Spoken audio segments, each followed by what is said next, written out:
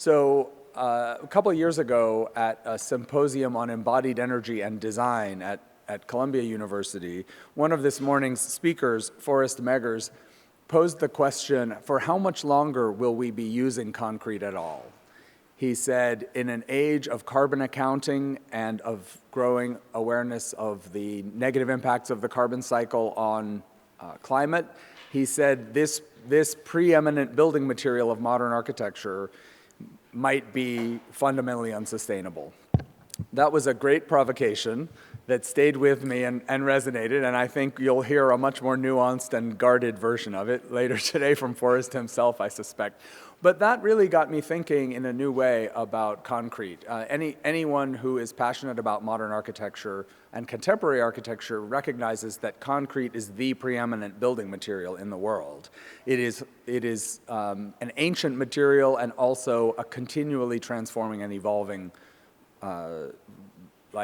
thing without which you can't even imagine modern architecture. So we care a lot about concrete.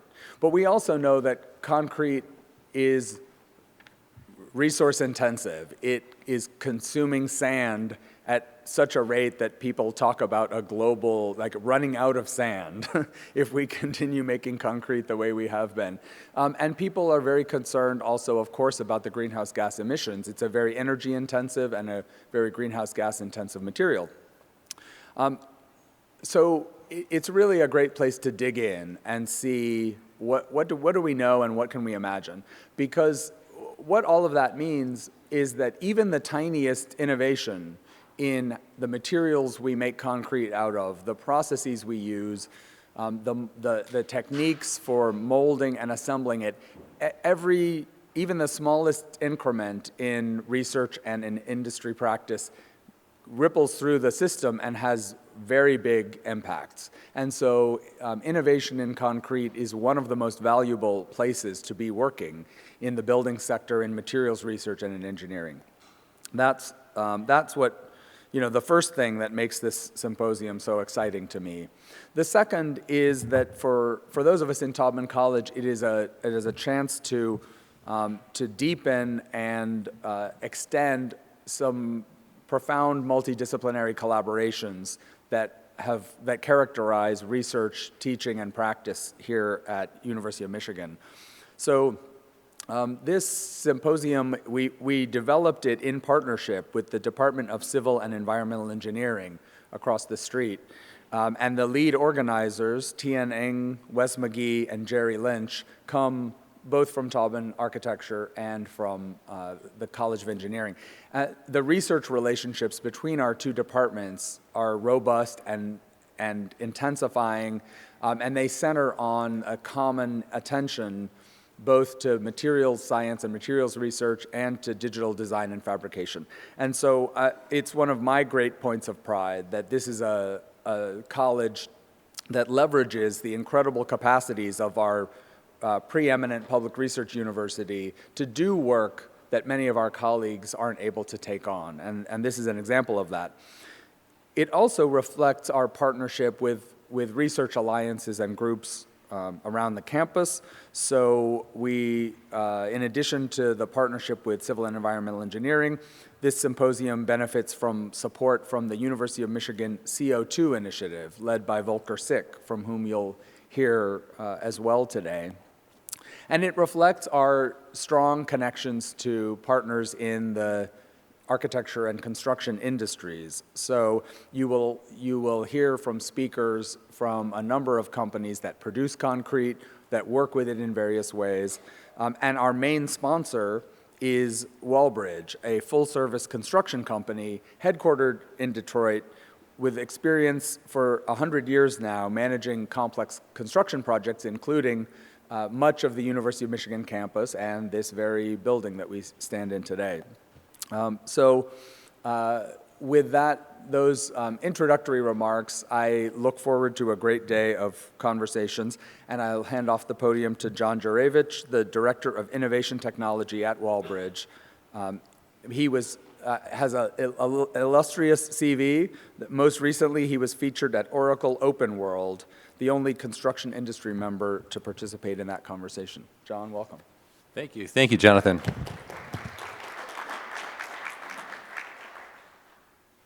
I'm going to try something for the first time, which is just totally presenting live research on 3D printing technology with regards to cement printing. And many of you have an online access, so if you want to follow along, let me just show you how you could. And I forwarded this to Wes McGee. This is a live link, and after this presentation, if any of you want to participate, you can continue to add notes to my presentation, or even while I'm presenting, you could write down corrections that I might have made a mistake in my presentation. So the way to get there would be to go to sketch, S-K-E-T-C-H, .hoylu, H-O-Y-L-U.com. And then there's a slash, and then there's 9 numbers, which is, if you're ready, 848-483-222. If you didn't get that and you want this link, just ask Wes and he'll forward it to you. So I'm used to working in large formats, and on our own Win Lab back in Detroit, we have a 22-foot interactive wall where you can kind of draw on it, and it's using scalable technology as well as collaborative stuff. And it's similar to, if you've heard of Bluescape, but this is the next generation of that. And in this case, what I'm looking at is some live research that we did this morning and last night. And when we were asked by our clients to start looking at 3D printing technology, looked at the radial kind of concepts. And we realized that as the boom extends, you get deflection and a lot of movement, and you're also limited in footprint, as you can see here. And we studied some of the leading vendors of that. Apis Core is one, and they were working with some people in Texas building some small printed houses. Limitations here, this is kind of the now approach. I'm going to show you now. I'm going to show you what's next and where we see this headed. But the limitations, of course, is you can't really do foundations. You can do walls, and roofs are difficult. Kind of fast forward into some of the work that I've seen recently. My friends in Minnesota designed a 3D printer called the Stroybot. And this sells for about $400,000 if you care to buy one. I know that later today you'll see some presentations on plasticizers, and if you've ever worked in a concrete pump, or early in my career when I worked for McHugh Construction in Chicago, I was one of the first to get the concrete stuck in the pump and realized what the impact of that was to the job site. So plasticizers and mixed design and all that, I'm sure you're going to have some real interesting presentations today. But that's the same thing when you're 3D printing, how you mix it and push it through a pump, or how you're going to elevate it and get it up through a high-rise and a slick line.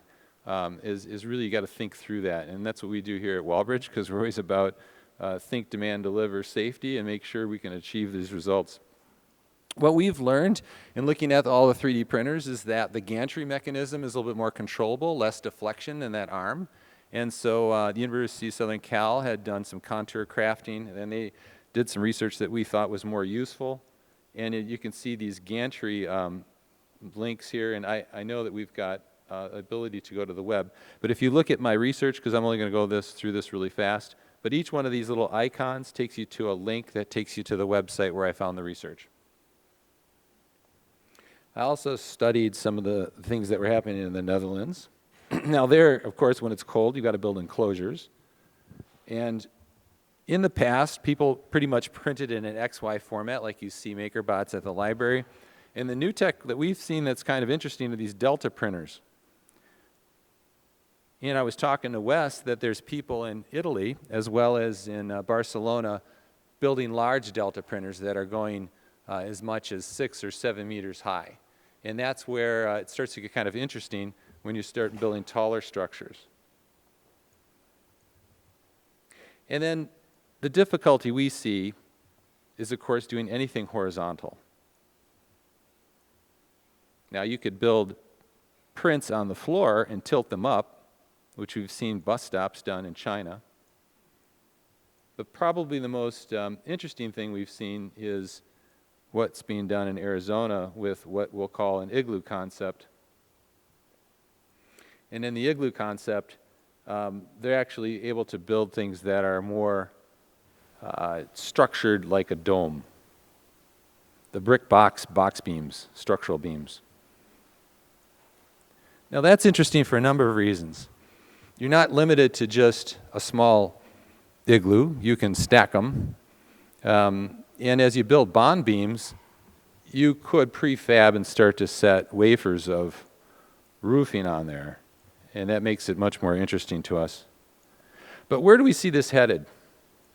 So in addition to the printing of concrete, we think that in the future, it's really going to lend itself to mixed media. Not just rebar, but maybe electrical systems, or you talk about the smart building concept where you're pre-wiring things so you're saving all that labor. But that means as architects, we really have to think things through, even as a fabricator or a mass producer would, well in advance. So you're not just doing a digital model that has systems in it, but you're thinking, how am I going to print these systems all as one thing? And that gets extremely interesting when you talk about economies of scale. And being an automotive builder like we are at Walbridge, we're very interested in this idea of mass producing things or making this economy of scale or efficiency or learning from our past. And so that is the kind of the broad brush of the view of the research that we've done, kind of showing you what is now, what is near, and what is next. And then if you care to, you can look at the comparisons that we have done on all the variations of different suppliers that we've looked at and how we go about actually deploying this on site.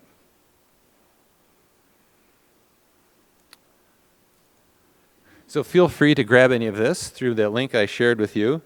And should you want to add comments, I welcome it, because none of us is as smart as all of us. Thank you.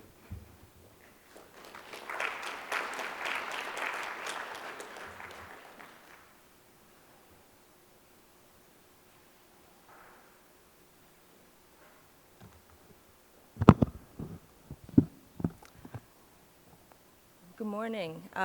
My name is Tian-Ning, assistant professor in architecture at Talman College of Architecture and Urban Planning. And this is Wes McGee, associate professor and director of the Fab Lab at Talman College. We want to welcome you today to today's symposium From Lab to Site, Innovation in Concrete. In the last few years, in practically every conference presentation and talk about concrete are prefaced by a few shocking facts. Concrete is the second most consumed material in the world next to water.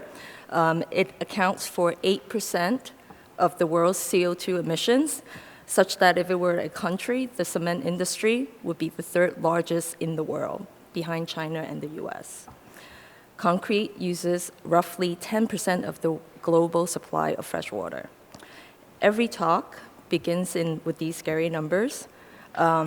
But don't worry, we're also guilty of using those numbers to present our talks. But so if the presenters have your beginning of your presentation have this, yeah, you're in great company. But it makes us wonder why that is. Why is that concrete is so much in our consciousness?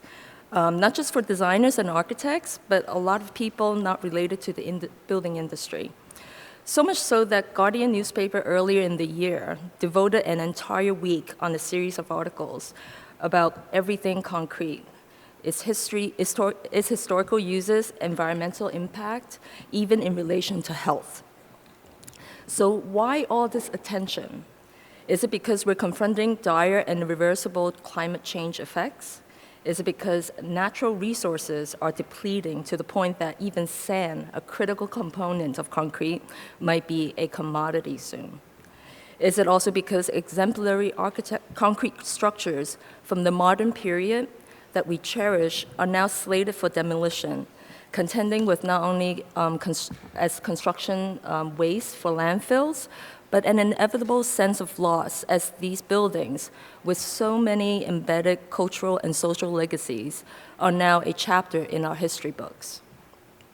Is it also because the building industry, in desperate need to catch up to other manufacturing industries, in integrating advanced technologies, situates concrete building processes as a key area to reduce material use, labor cost, embody carbon footprint, all the while raising manufacturing efficiencies for the construction industry to meet demands and speed by which cities are being built around the world? I'm going to refrain from quoting McKinsey reports here. So as you all well known, the answers to all these questions are yes. So the initial idea for this symposium came out of a simple question. How do we effectively transfer research that happens in the university lab to the broader AEC industry and ultimately to the building construction site? As we all know, over the last several decades, architecture and construction have steadily adopted digital design and manufacturing workflows that were historically the domain of the manufacturing industry. Research labs around the globe focused on the development of novel material technologies with the goal of transforming the way we design and construct the built environment. But despite the opportunities presented by these technologies, the building construction process remains highly resource intensive with considerable room for improving efficiency. Particularly in the case of concrete construction, digital technologies can have a massive impact, but only if we can fully integrate the entire process chain from design to production. Additive manufacturing clearly holds potential for these material optimizations, but specifically when coupled with computational design techniques and not simply as a replacement for traditional methods. So one of our key goals has been to include a wide range of viewpoints, ranging from history and theory to material science, construction, and robotics. It's not only for the purpose of exchanging new ideas, but also with the goal of understanding the contingencies that drive various domains of research. We want to discover what are the shared questions that can motivate transdisciplinary teams. We also want to understand from industry leaders what questions have immediate relevance to real-world challenges. And lastly, we want to understand the shifting contours of practice for architects, engineers, designers, and historians. What new roles do they play individually and collectively? So before we begin the morning session, just logistically, I'd like to mention a few things. We have a morning session followed by a noon keynote with Sarah Billington.